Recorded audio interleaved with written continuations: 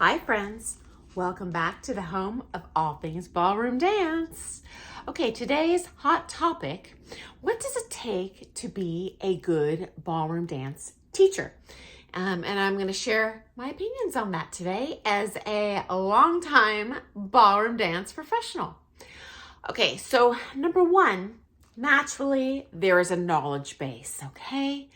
I have seen some leads get away with not knowing the follows part, but the vast majority of pros do know both the lead and follows parts. And honestly, if you are a female instructor, unless you're real beefy and strong, you're really going to have to know both the parts because you're not going to be able to manhandle your partners through everything, okay? Okay, so the ability to describe both the lead and follows part. If you don't know that, you can check the ISTD book, though you don't want to waste all of that private lesson time looking in that book. So over time, you will need to memorize that to give your students the best value for their money. And of course, being able to physically lead it, to physically follow it, okay? Now, I have seen of the men that don't know the other's part, often they just don't book that gender and I've only seen this with male instructors. I don't even know if this is legal. I've wondered that myself. I knew one pro who even had it just straight up printed on his business card. I only teach women and couples. It just seemed a little weird to me. I'll teach anyone. But occasionally that does happen. I don't think it was like a homophobia type thing.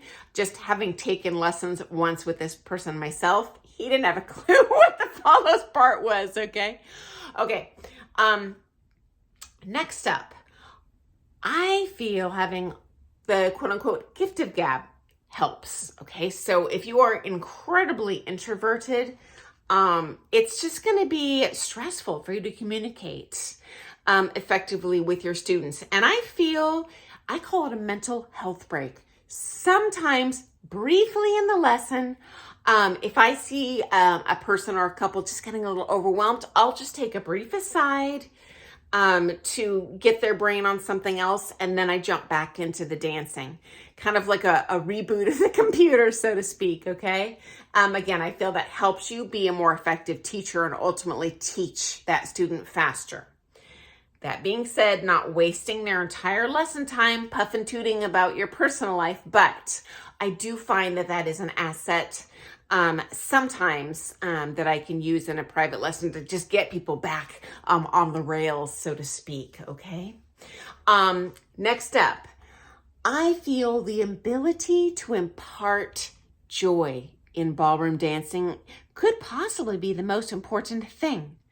I don't care if you're the best dancer in the world. If someone does not want to come back and do more ballroom dancing, that's a horrible loss, not only to you as a professional, but to the entire industry, okay? And I've seen a lot of, and I use the term liberally, mediocre dance teachers be completely fully booked because they instill that joy and passion for ballroom dance in their students.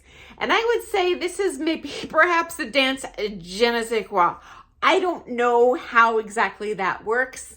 You just know it when you see it, when someone gets fully booked. I don't have the magic pill solution for that one, okay? Okay, the next asset is the ability to teach. And this is completely a separate animal than the ability to dance.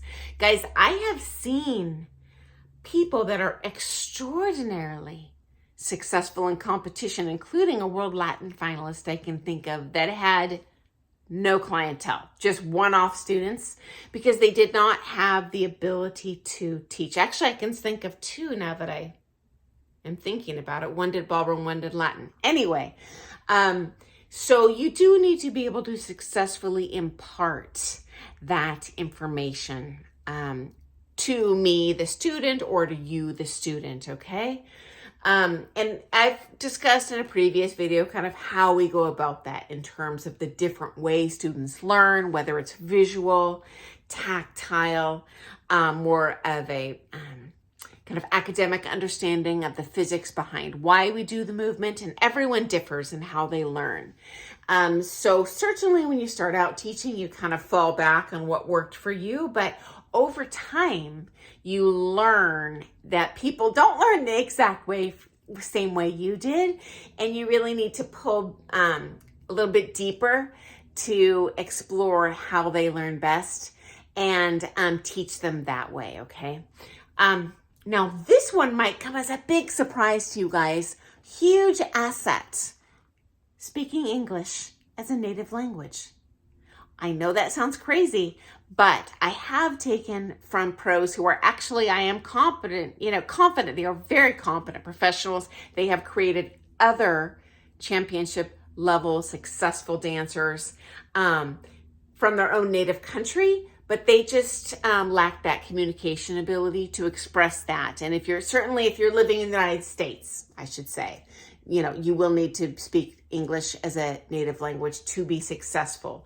You know what, guys? There are pros out there who were much more successful than I was on the comp circuit as amateurs or pros, but they had to actually ultimately quit teaching because they couldn't build clientele. And I feel a lot of that has to do with these reasons I'm listing, including just being able to speak English, friends. So that's a great asset. Also, I do find, if you speak English, honestly, teaching, I've taught students from other countries, from, Asia, from Russia, former Russian republics, Ukraine. They often learn the names of the figures as they are stated in the ISTD book, which is written in British English. And so even if you don't speak that language, they are going to have an understanding of, 1, 2, 3, 4, 1, 2, 3. Oh, this is a tuck turn. And so, again, that's, I think, a little bit of an asset if you already happen to speak English, okay? I recognize, hey, you know what? I know what it's like to have a kid learning English. The grammar is so hard. There's so many languages involved. You're lucky if you happen to be born speaking it. Okay, next up, I would call this professionalism. It's not rocket science, but what does that mean? Showing up on time.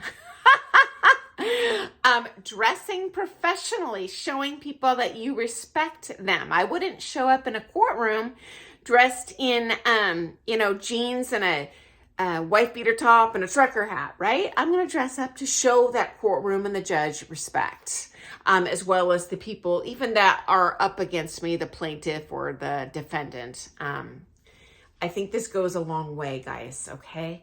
Okay, next up, I would say giving the student what they want. And this is another skill I kind of learned later on as a pro.